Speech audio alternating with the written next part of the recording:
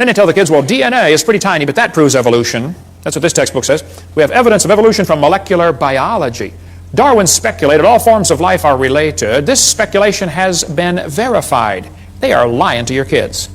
Nothing about DNA has helped with the evolution theory at all. DNA, which stands for deoxyribonucleic acid, is the most complex molecule in the universe. Unbelievably complicated molecule. That little DNA molecule, average person has 50 trillion cells in their body with 46 of those little molecules in each cell. 46 chromosome strands in each cell of your body. If you extracted all of it, it would only fill about 2 tablespoons. But if you took those DNA strands and unwound them, stretched them out, tied them together, one person's DNA would reach from Earth to the moon and back over 500,000 times. Round trips to the moon.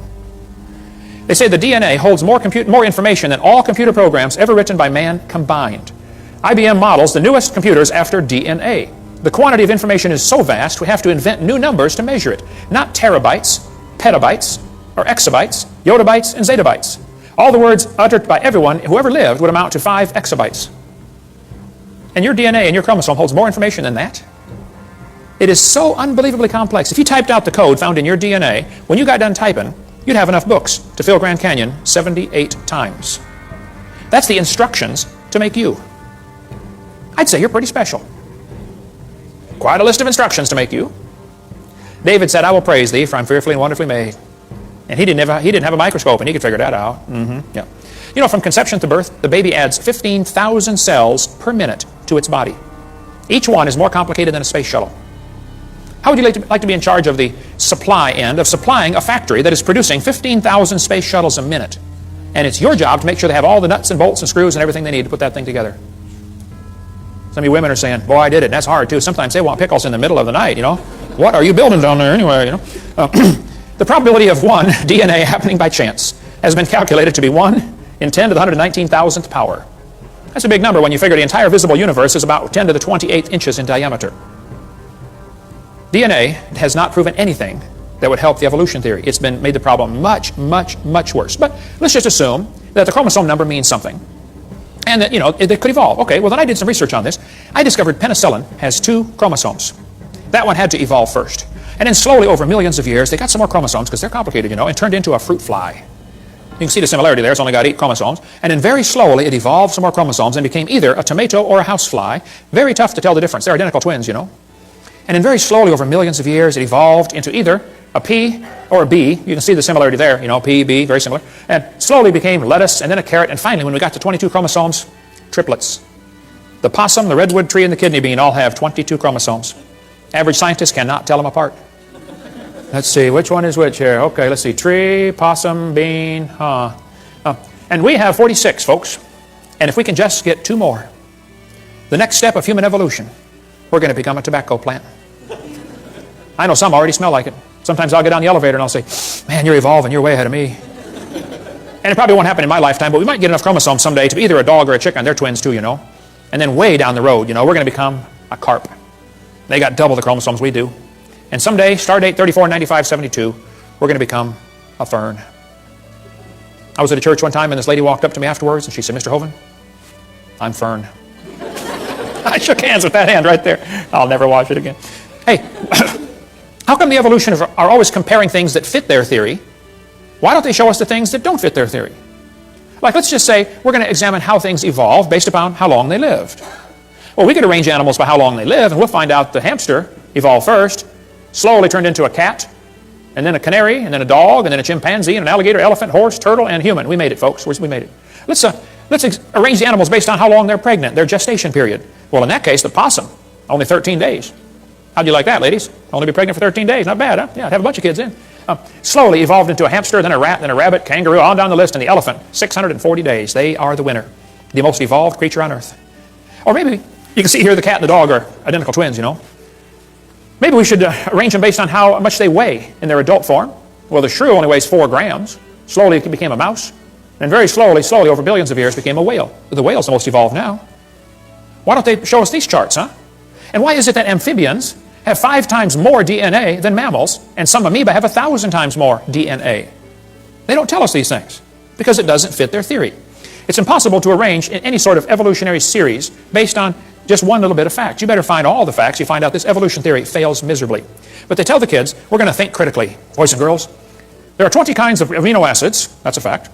Explain how this fact supports the idea that all life shares a common ancestor. How's a Christian kid supposed to answer that for homework for Monday? Don't you see a built-in assumption in this question? That's not learning to think critically. Would the kid be allowed, teacher, to explain how this fact that all life forms have 20 amino acids, would the kid be allowed to say, maybe that proves the intelligence of a common designer? Maybe God gave all the animals the same basic 20 amino acids so that we don't have to just eat each other, you know. I mean, if they're all totally different, wildly different kinds, then we could only eat other humans. But see, God made it this way so the brown cow can eat the green grass and give the white milk and make the yellow butter, and I eat it and get the blonde hair. Maybe that's why there's all the same basic building blocks. Yeah. One of the lies they face in the textbooks is this idea that all these similarities prove a common ancestor. Well, let's pretend that it does, okay? This textbook says humans and orangutans are 96% similar, proving a common ancestor 15 million years ago. I don't think so. Humans and chimps have thousands of differences. Thousands of differences. Overall, this guy says the genetic difference is only 1.6%. Oh, that's what they used to think, but that's a lie. Barney Maddox was the leading genome researcher on this project. He said the genetic difference between human and chimpanzee is at least 1.6%. That doesn't sound like much, but calculated out, that's a gap of 48 million nucleotides. And a change of only 3 nucleotides is fatal to an animal. He said it's not going to happen.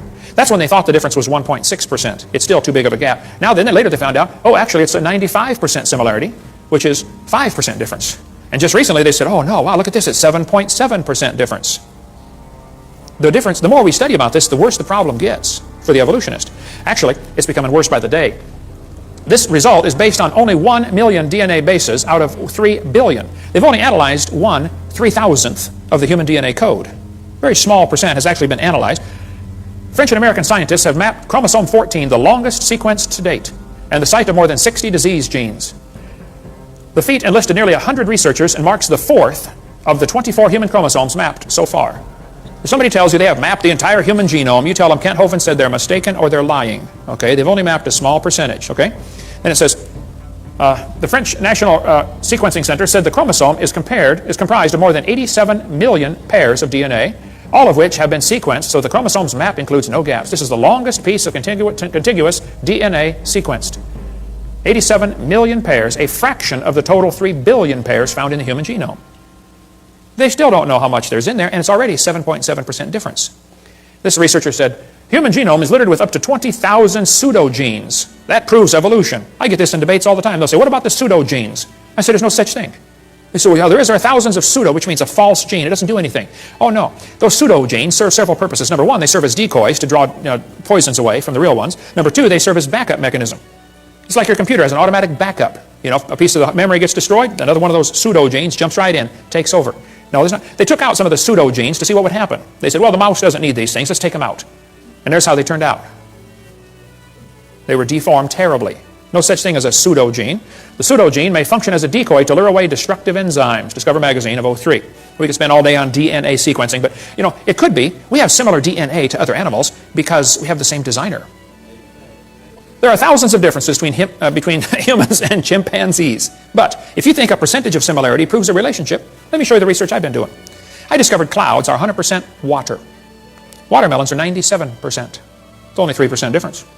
That proves they're related. Jellyfish are 98%. Missing link. And so are snow cones. Yeah, there we go. We got the proof, okay?